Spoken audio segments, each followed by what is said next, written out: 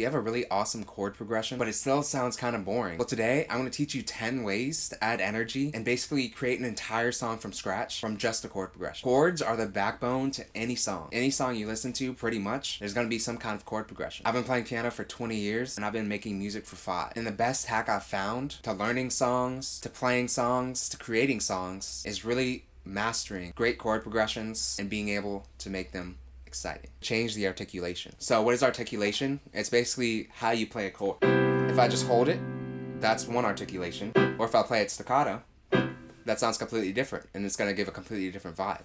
So I don't have to just... I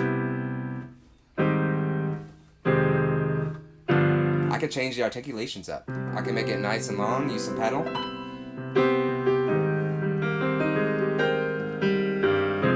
Or I can make it staccato.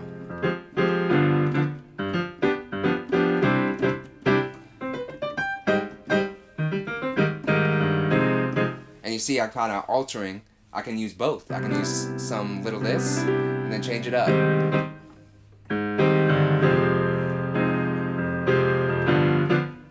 And once you figure out articulation, you can just kind of vary them and it makes it more interesting. Real quick, if you're trying to learn piano, make sure you get the piano mastery course. You're going to get all the foundational skills you need to learn piano quickly, learn all your favorite songs, and even create songs. Limited time discount is ending really soon, so make sure you hurry up and check that out. Spread the voices and add accent notes. So what does this mean?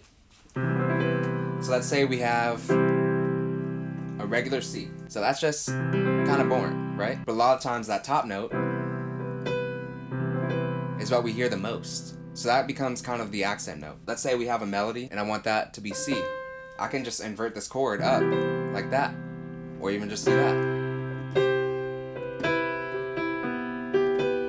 And I'm saying in there, but I don't just have a chord, I also have some kind of melody. You see how simple that is? Really think about that top note, or it doesn't even have to be the top note. Just add some kind of accent. Be aware of how you can change these chords to change how it sounds. Now another way to alter these chords is basically to play it differently completely. So instead of just playing a chord like that all at the same time, you can use arpeggios. So just straight up take the notes of the chord. In arpeggio, that's all that is. In arpeggio, you just take the notes of the chord and play them back to back. And you can do any way you want, just using those notes.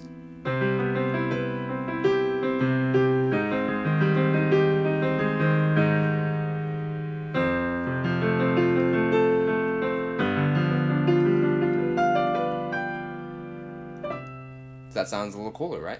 Number 3 is to add supporting instruments. So when you're making a chord progression, it doesn't just have to be one instrument. You can layer different sounds onto it and make it sound nicer.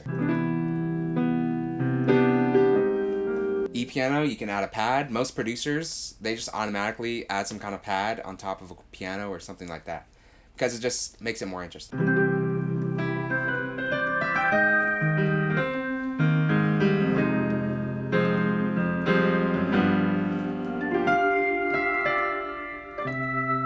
Another way is to think of bass lines. So yes, you have the chord progression,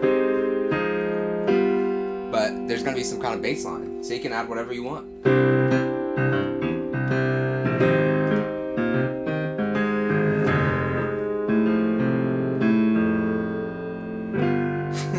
So just add some kind of bass line. Even though you just have a regular chord progression going up here,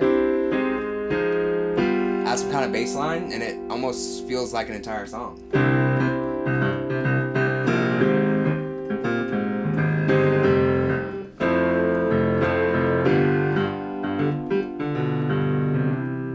And you can do that in piano, or you can make it a bass. You can have up here be the piano and just add a bass line.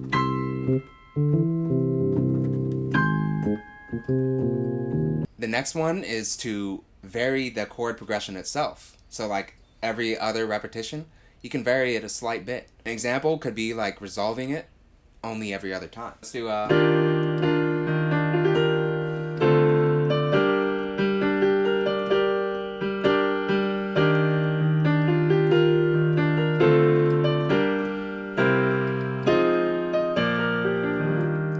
see how it sounds? It almost sounds like an 8-measure chord progression, even though I already knew the chord progression is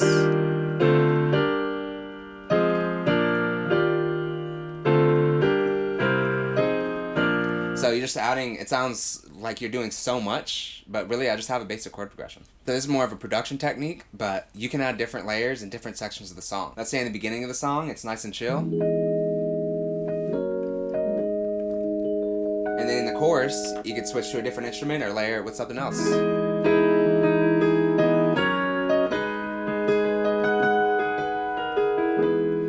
So it doesn't feel like you're only doing one thing the entire song. It's to change the rhythm. You've probably already noticed I've been doing this like the entire video. You don't have to just have that same chord progression. Let's say it's only 2 chords. We just have 1 and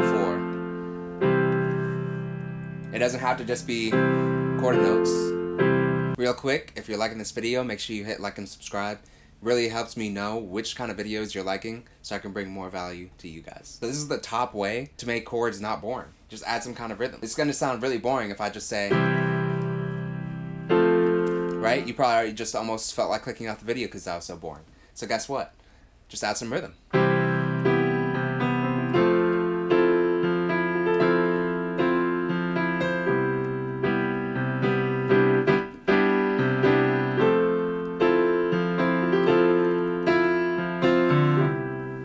Next is to use a lot of expression. So what does this mean? This is going to be things like dynamics, slightly altering it. So if you're just producing, you can use automation. So automate the volume a little bit. You can automate the velocity. But if you're just playing piano, it's going to be a lot easier because you can play softer, you can play louder, you can use pedal or you can use no pedal. So there's a lot of ways you can really make it more expressive. And that's usually lost in electronic music. The whole time the chord progression is just straight up. Same volume, same everything, same rhythm. But if you use a little bit more expression, even if I don't do all the stuff I've been doing, see how that seems a little more expressive. All I just did was change the volume a little bit and use dynamics. Next, I kind of touched on this already, but it's to use chord inversions. So yeah, we have C major 7, but you don't have to just do it that way. You could start on E. You see how that sounds completely different? Bass chord progression. I can use inversions.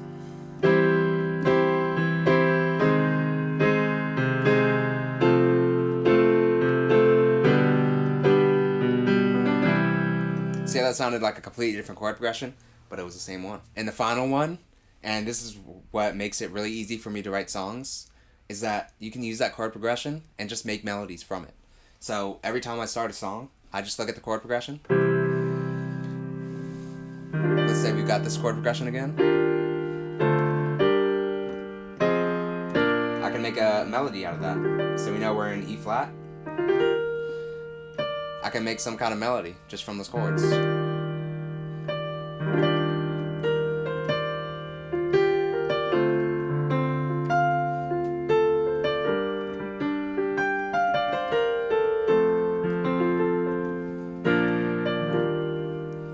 And just experiment with it, and you're going to be able to make songs 10 times easier this way, because instead of just looking at the chord progression as, now you have so many different ways to make it more exciting and less boring. So if you like this, again, check out that piano mastery course. You don't have to take my word for it. You can look at all my students and all my clients' testimonials. At the end of the day, I think that course is really going to provide some value for you, especially if you stayed all the way to the end of this video. You're clearly interested in learning piano and learning these kind of things. So definitely check out the piano mastery course. Now this was how to make chord progressions really interesting. This was how do you know which chord progressions to use and which ones are the best? Well, that's why I made this video. So you got to go watch that, and I'll see you there.